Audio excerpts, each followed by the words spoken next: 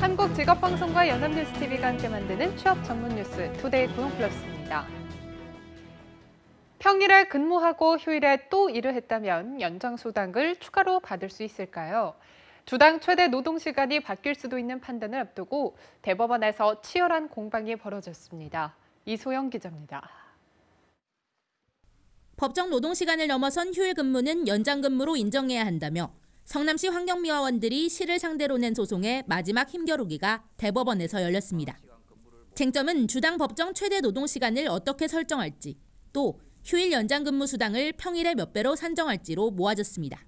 성남시 측은 노동부 해석을 근거로 일주일은 평일에만 해당한다며 주말 근무는 연장이 아닌 휴일 근무로 봐야 한다고 주장했습니다. 반면 미화원 측은 법정 노동시간인 40시간을 넘으면 요일과 관계없이 연장 근로라고 주장했습니다. 일주일에는 휴일도 포함되기 때문에 휴일 근로도 이 시간 내에서 이루어져야 한다는 겁니다. 판결이 불러올 여파를 놓고도 주장은 확연히 갈렸습니다. 기업들의 부담 비용은 적어도 7조 원이 넘을 것으로 예상됩니다. 그 7조 원이 넘는 비용 가운데 약 72%를 중소기업이 부담해야 합니다. 일단은 주 52시간 상한제가 명확하게 지켜지면은 일단 일자리가 13 내지 한 16만 개 정도는 창출될 수 있겠다. 대법원의 결정은 문재인 대통령의 공약인 근로시간 단축과 직결되는 데다 노동계와 산업계에 미칠 파장이 만만치 않은 만큼 관심을 불러 모으고 있습니다. 10년을 이어온 마라톤 소송. 대법원은 양측의 주장을 검토한 뒤 3월이나 4월쯤 최종 결정을 내릴 방침입니다. 연합뉴스TV 이소영입니다. 삼성전자가 주 52시간 근무에 들어갔습니다. 정부가 추진 중인 근로시간 단축 방안 시행에 앞서 도입한 건데요. 다른 기업으로 확산될지 주목됩니다. 배삼진 기자입니다. 국내 최대 기업 삼성전자가 주당 52시간 근무에 들어갔습니다. 현재 법정 주당 최대 근로시간은 68시간으로 정부와 정치권은 최대 근로시간을 52시간으로 줄이는 법률 개정을 추진하고 있습니다. 삼성전자는 올해 1월부터 주당 최대 근로시간을 52시간에 맞춰 운영에 들어갔다며 갑자기 시행되면 혼란이 있을 수 있는 만큼 시스템 운영을 확인하는 차원이라고 설명했습니다. 이에 따라 팀장급에서 52시간 근무 준수 이행 여부를 확인하고 주말이나 일요일 근무 시 다음 월요일에 오전만 근무하도록 시스템을 조정했습니다. 주당 52시간 총량제도 검토하고 있습니다. 전략 스마트폰 개발 시 6개월 정도 집중 근무를 하는 만큼 연 단위로 주당 52시간에 맞춰 근무할 수 있는지 보겠다는 취지입니다. 앞서 윤북은 삼성전자 부회장도 민주당과의 비공개 정책 간담회에서 최대 3개월까지 허용하는 탄력적 근무 시간제를 1년으로 확대해달라고 건의했습니다. 이렇게 되면 52시간으로 유지되는 것을 전제로 특정 주에 최대 64시간의 근로시간을 확보할 수 있습니다. 삼성전자가 주 52시간 근무를 시행함에 따라 다른 기업들로 확대될지 주목됩니다. SK는 생산직 외에 사무직 확대 여부를 검토하고 있고 LG와 현대차 등도 정부 등의 움직임에 촉각을 세우고 있습니다. 연합뉴스TV 배삼진입니다. 올해 공공기관 자회사와 지자체, 출연기관의 비정규직 7만 7천 명이 정규직으로 전환되고 3월까지 주유소와 편의점 등 5개 업종 5천 개 사업장을 대상으로 최저임금 준수 여부를 단속합니다. 고용노동부는 세종 컨벤션센터에서 열린 새해 첫 업무보고에서 주 업무 계획을 이낙연 국무총리에게 보고했습니다. 고용부는 또 원하청 노동자 간의 임금 격차를 줄이고 원청의 책임을 강화하는 내용의 로드맵을 마련하고 청년 일자리 사업도 확대하기로 했습니다. 정부가 최저임금 인상 부담을 덜어주기 위해서 임대료 인상률 상한을 내리기로 했지만 상가를 빌려 장사하는 자영업자들은 더 큰 문제가 남았다고 입을 모았습니다. 임대차 보호기간인 5년이 지나면 임대료를 제한 없이 올릴 수 있는 게 더 고질적인 문제라는 건데요. 김지수 기자가 상인들을 만나고 왔습니다. 2010년부터 작은 카페를 운영한 박서연 씨. 상가 임대차 5년의 보호기간이 끝난 뒤 제약 없이 오르는 임대료는 그녀에겐 일상의 족쇄였습니다. 장사하고 있으면 거의 매일 관리이사가 와요. 모든 가게를 들어와서 이제 장사가 안 된다 그러면 너 가게 빼. 장사가 잘 되는 걸 보고 가면 야 임대료 올려야겠다. 커피를 마시고 돈을 내지 않는 건 약과였고 건물주가 운영하는 장학재단에 기부하란 이야기를 수시로 들어야 했습니다.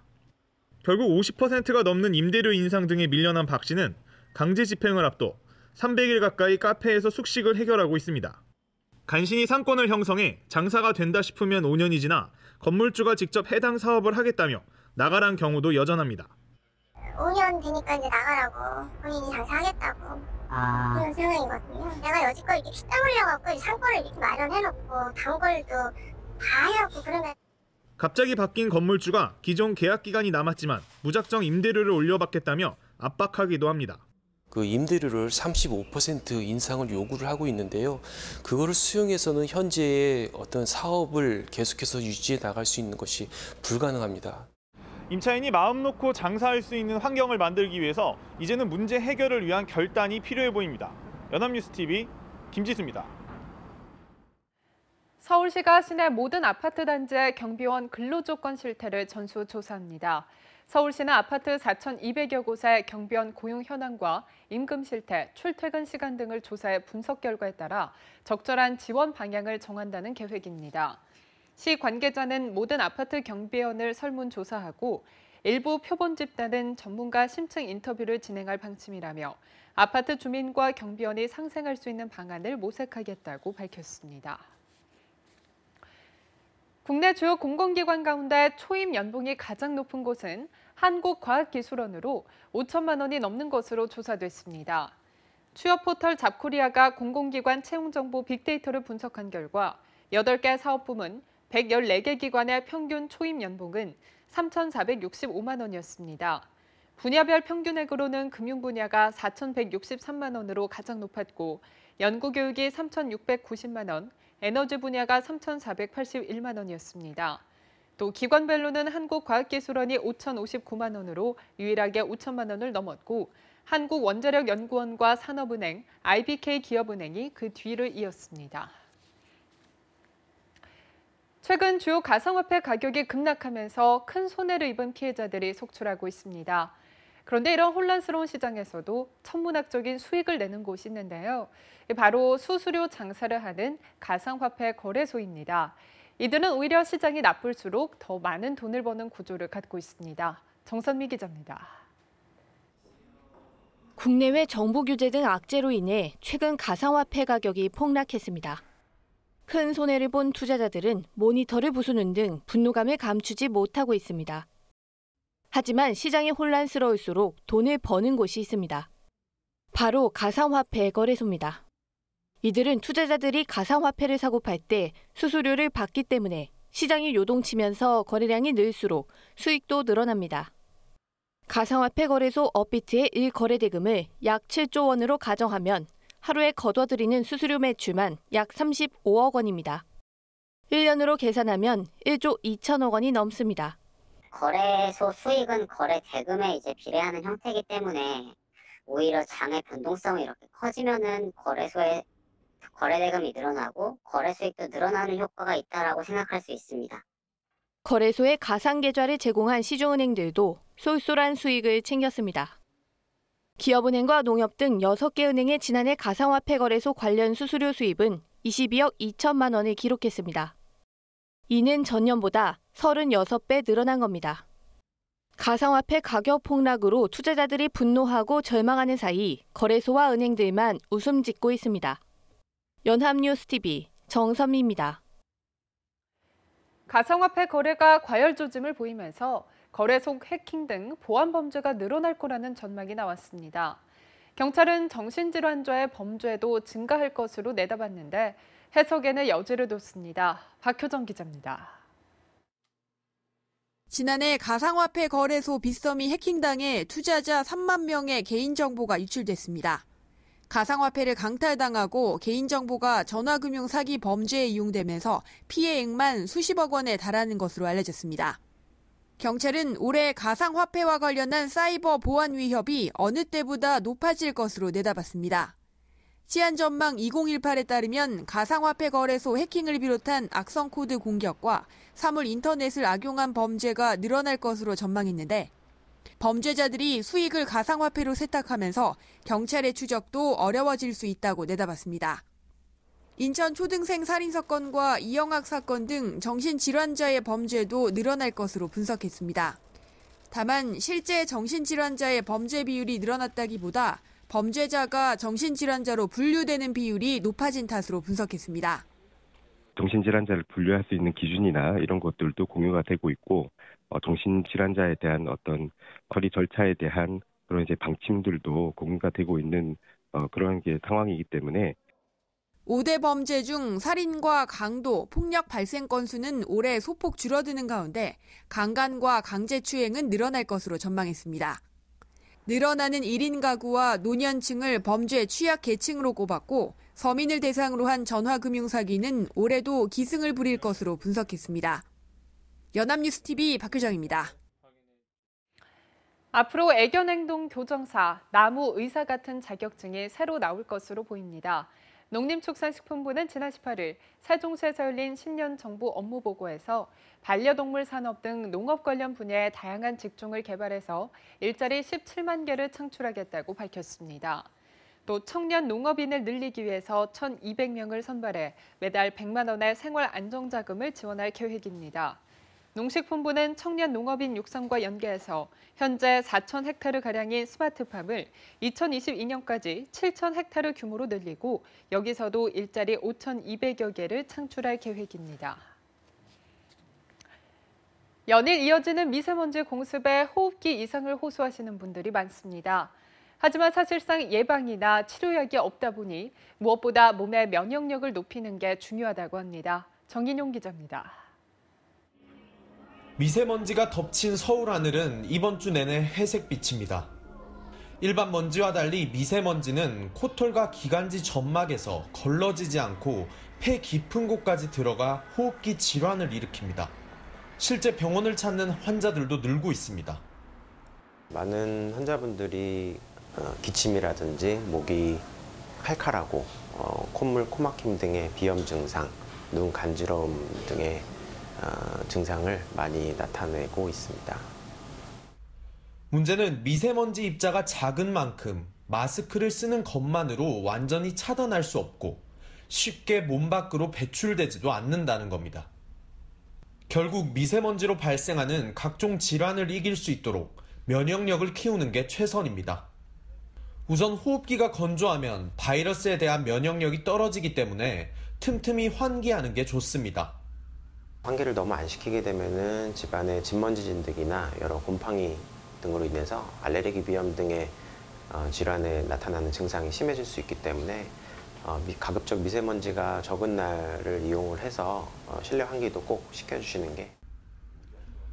항산화 성분이 많은 과일과 당근, 시금치 등을 자주 섭취하는 것도 호흡기 면역력을 높이는 방법입니다. 이와 함께 따뜻한 물을 자주 마시면 몸 밖으로 미세먼지를 배출하는 데 도움이 될 뿐 아니라 수분이 풍족해져 점막 안으로 바이러스가 침투하는 것을 막아주는 효과도 있습니다. 연합뉴스TV 정인용입니다. 문재인 정부 공약에 따른 병사 봉급 인상 방안이 이달부터 시행에 들어갑니다. 국방부는 병사 봉급 인상안이 포함된 공무원 보수 규정 개정안이 19일 공포됨과 동시에 1월 인상분을 소급 지급하고 다음 달부터는 매월 10일 인상된 금액을 정상 지급한다고 밝혔습니다. 이에 따라 병장 봉급은 40만 5,700원으로 상병과 일병, 이병은 각각 36만 6,200원, 33만 1,300원, 30만 6,100원으로 오릅니다. 병사 봉급 인상이 완료되는 2022년에는 병장 기준 67만 6,100원을 받게 됩니다.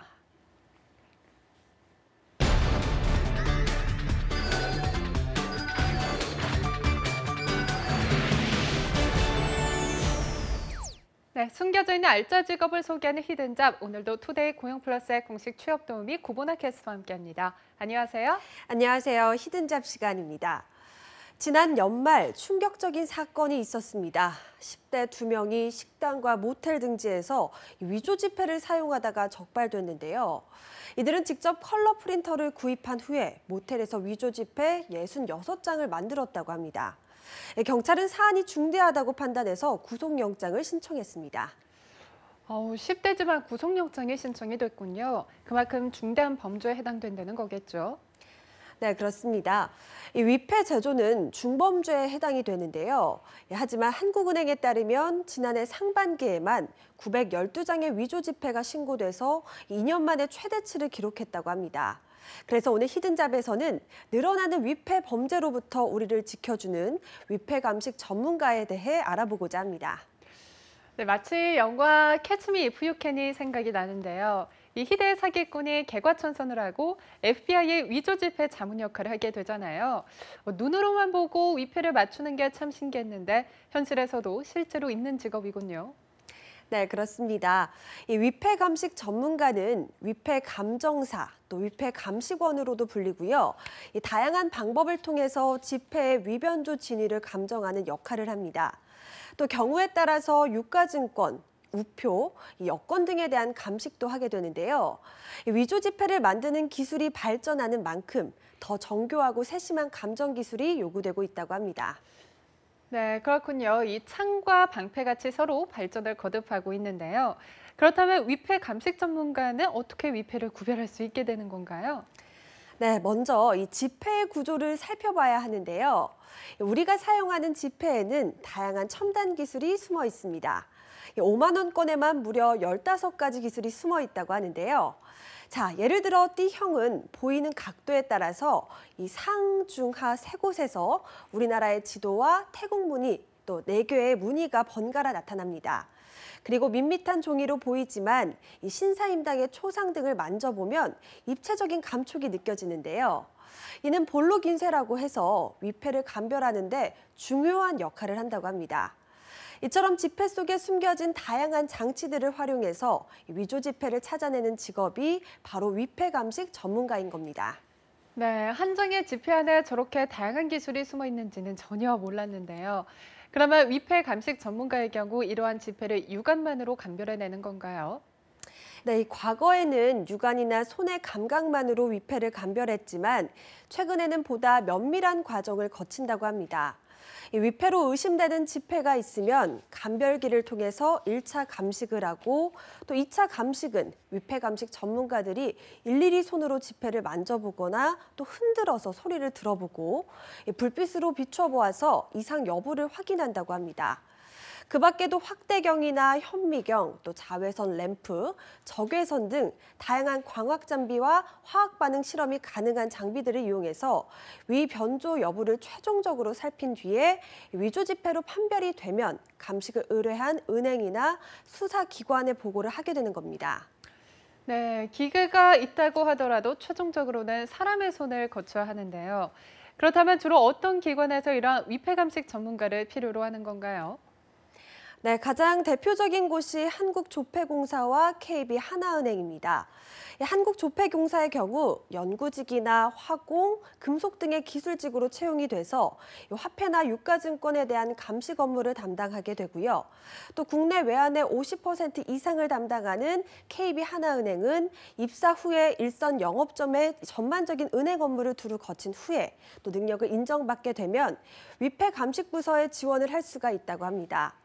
이 외에도 증권예탁결제원이나 국립과학수사연구소, 또 국가정보원 등에서도 근무할 수가 있습니다.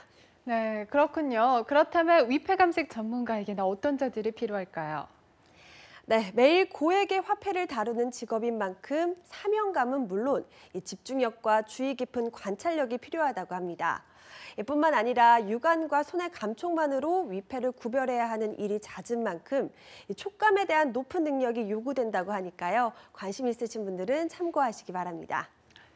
네, 사람의 세심한 능력을 발휘해서 범죄를 예방할 수 있는 보람찬 직업이란 것이 위패 감식 전문가의 가장 큰 매력이 아닐까 싶습니다. 위조 지폐 범죄의 파수꾼, 위패 감식 전문가에 관심 있는 분들은 꼭 도전해 보시기 바랍니다. 지금까지 히든잡 구보나 캐스터와 함께했습니다. 고맙습니다. 고맙습니다. 투데이 고용플러스 오늘 준비한 소식은 여기까지입니다. 함께해 주신 여러분 고맙습니다.